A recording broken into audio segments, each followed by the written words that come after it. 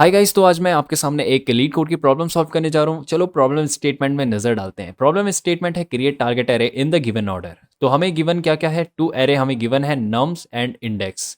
ठीक है, और your task to create target array under the following rules. हमें रूल्स दे रखे हैं, हमें टारगेट एरे क्रिएट करना है जिसमें हमारा रिजल्ट स्टोर होगा। और हमें रूल्स ये दे रखे हैं, initialize target array is empty. ये तो ऑब्वियसली है, मतलब जब टारगेट एरे हम इनिशियलाइज करेंगे तो एम्प्टी ही रहेगा क्योंकि रिजल्ट तो बाद में जाके उसमें स्टोर होगा। From left to right, read num I and index. Insert at index I and the value and num I and in target array. Repeat the previous step until there is no element to read in nums and index. तो ये और अच्छे से समझ आएगा। पहले ये पढ़ लेते हैं, रिटर्न द टारगेट एरे।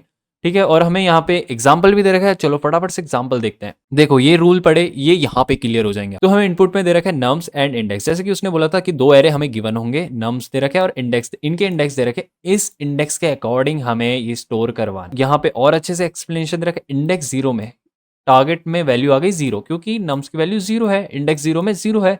और वन में वन है तो यहाँ पे वन आ गया, और टू में टू है तो यहाँ पे टू आ गया, और टू में थ्री है, यहाँ पे थोड़ा ट्विस्ट आ गया। ठीक है, अब यहाँ पे थ्री आ गया टू इंडेक्स में, बट टू इंडेक्स में तो टू है। तो यहाँ पे क्या होगा, वैल्यू जो टू थी प्रीवियस वैल्यू वो आगे शिफ्ट हो जाएगी, पीछे जगह बचेगी वहाँ पे थ्री आ जाएगा, मतलब इंडेक्स टू में। तो यहाँ पे थ्री आ गया और वो वैल्यू आगे शिफ्ट होगी। तो वैसे ही यहाँ पे इंडेक्स वन में फोर है, तो इंडेक्स वन में तो वन था भाई, ये देखो इंडेक्स वन में वन था। तो वन क्या हुआ, आगे शिफ्ट हो गया, जितना था वो आगे शिफ्ट हो गया। और वन में जो इंडेक्स वन है बचा हुआ जो एम्प्टी है अभी, वहाँ पे फोर आ गया। बस सिंपल है। तो फटाफट से इसे इंप्लीमेंट करते हैं कोड में। तो हमें पहले तो हमें एक वेरिएबल बनाना है m, जिसमें हम लेंथ स्टोर करवाएंगे। तो पहले मैं कोड लिख लेता हूँ, फिर कोड को समझाता हूँ। ठीक है गाइस।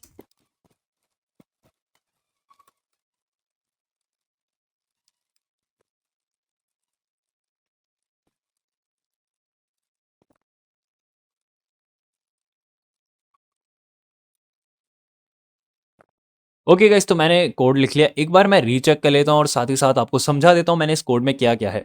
इंट नम, इसमें मैंने लेंथ स्टोर करा दी, जितनी भी मतलब नम जितने भी एरे हैं। ठीक है, एलिमेंट है उसकी मतलब लेंथ एन में आ गई, इतना समझ लो। लेंथ जो है वो एन में स्टोर हो गई।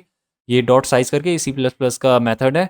ओके, फिर वेक्टर मैंने क्रिएट किया टारगेट, क्योंकि हमें टारगेट में जितना रिजल्ट है वो स्टोर कराना है। ठीक है, और फिर फॉर लूप मैंने यहाँ पे इनिशियलाइज कर दिया I equal to zero, I smaller than N, I plus plus. और फिर यहाँ पे मेन काम, मेन रोल यहाँ बीच में हो रहा है। ठीक है, तो हम देखते हैं टारगेट। टारगेट में रिजल्ट स्टोर कराना है, डॉट इंसर्ट कर दिया। ये सी प्लस प्लस में एक मेथड है। फिर इसके अंदर टारगेट डॉट बिगिन, जो मतलब वैल्यू होगी, जैसे यहाँ पे अपडेट हो रही है ना वैल्यू, वो पहले आएगी, फिर उसके बाद पीछे पीछे शिफ्ट होते जाएगी वैल्यू। प्रीवियस वैल्यू आगे शिफ्ट हो जाएगी, और जो नई वैल्यू आएगी वो उस इंडेक्स में होगी जिस इंडेक्स में इनिशियलाइज अपडेट हुआ है। ठीक है, समझ गए होंगे आई होप, जैसे मैंने यहाँ पे बताया था पहले। और वैसे ही प्लस इंडेक्स, मतलब इंडेक्स दे रखा है, यहाँ पे इंडेक्स भी ऐड होता जाएगा कि किस इंडेक्स में वैल्यू आ रही है। ये प्लस वो नहीं है कि सम हो रहा है इनका, ये एक प्लस मतलब समझ लो लॉजिकली, मतलब इंडेक्स साथ में ले रहा है, साथ में ले रहा है। फिर कॉमा एन, तो ये मतलब पूरा इंडेक्स का पार्ट है। और फिर यहाँ पे नम जो वैल्यू आएगी वो उस इंडेक्स में इंसर्ट हो जाएगी। और फिर यहाँ पे रिटर्न, जैसे कि हमें बोला गया है यहाँ पे रिटर्न टारगेट एरे, मतलब हमने टारगेट ही लिया था ना, तो फिर यहाँ पे टारगेट यहाँ पे रिटर्न करवा दिया। तो अब हम इसे फटाफट से रन करते हैं एंड देखते हैं ये चल रहा है या नहीं सक्सेसफुली। ओके गाइस, तो ये तीनों केस के लिए ये रन कर रहा है बढ़िया से। तो ये सही कोड है, इसे हम सबमिट कर देते हैं। तो गाइस इस वीडियो के लिए सिर्फ इतना ही। Thanks for watching, bye.